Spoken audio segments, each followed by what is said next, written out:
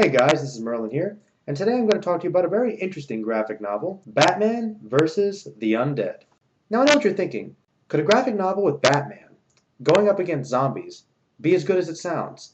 The answer is pretty much yes. The story basically follows Batman as he tracks down a former resident of Arkham Asylum who's been recently released by the name of Professor Herbert Combs, who's kind of a mad scientist but who dabbles in the mystical arts and has a particular affinity for trying to bring the dead back to life. Even more interesting, when Batman tracks him down in New Orleans, he has two people that end up helping him, a vampire by the name of Demeter and a werewolf by the name of Janko. So not only is Batman tracking down an evil mad scientist who's dabbling in the mystical arts, trying to create an army of the undead, but he's doing it with the help of a werewolf and a vampire.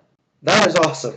And as the comic unfolds, we find that Professor Combs is actually trying to enlist the help of an old voodoo witch from the area, who together are going to try and resurrect some old wizard who can in turn help them raise their army of the undead so they can take over the world, or whatever silly things they're planning on doing. The comic also has some interesting cameos by Dr. Fate, and even Superman himself is brought in to help Batman. So in all honesty, there is a lot of silly fun stuff that occurs in this comic, but on the whole it's rather good.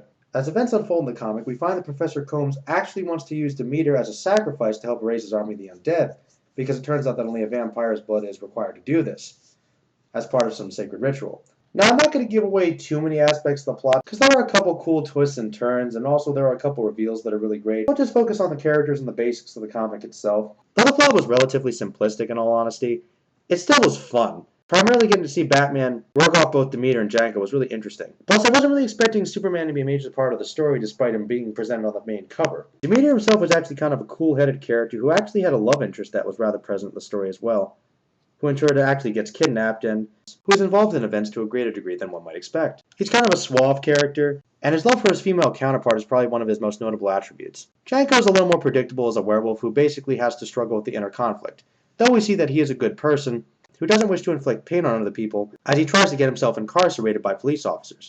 All in all, it's a fun little book that I would definitely recommend for fans of Batman, and especially if you're fans of the undead, zombies, mystical arts, or horror in general. It's a pretty decent, fun little storyline. It's also relatively short, but it's paced just well enough that I wouldn't say that it becomes boring. There are only real two significant gripes that I can think of, and they're really not huge by any stretch of the imagination. The first one's kind of a minor plot thing, and granted, it's not really a problem because it doesn't counteract anything. It doesn't really come out of the blue or anything. However, how they get themselves out of this nearly impossible situation when the odds are stacked against them, it seems really, really convenient. But it's kind of one of those situations where you just say, well, it's just kind of magic. Let's go with it. Like, it's not really something that you could really argue too much against. It's just kind of like, I would have liked to have seen them do something a little more creative than that. But in any case, it was still pretty enjoyable. The only other thing I can say is the artwork is not the best. Granted, that's fairly subjective, but it really is. It's a little bit sketchier at some points, and you could tell that some of it was rushed in certain panels, but there's nothing major. Particularly the two-page spreads are actually rather good. I've seen Batman look worse in other comics. Also, Combs is a pretty decent villain, but never really gets beyond the bland cliche of mad scientist. Rather, the voodoo witch that he seeks help from actually becomes more the main villain as the comic proceeds. As I mentioned earlier, Dr. Fate does make an appearance, but he doesn't seem to be quite that utilized, and I kind of wish I could have seen more of him, but that was more of a personal gripe. On the whole, I'd say it's a pretty decent comic, and I'd recommend it as a fun, quick read. All in all, I give Batman vs. the Undead 3.5 out of 5 stars. Well, that was my opinion on Batman vs. the Undead. If you have any comments or questions, please feel free to let me know. This is Merlin, signing off again. Until next time, guys.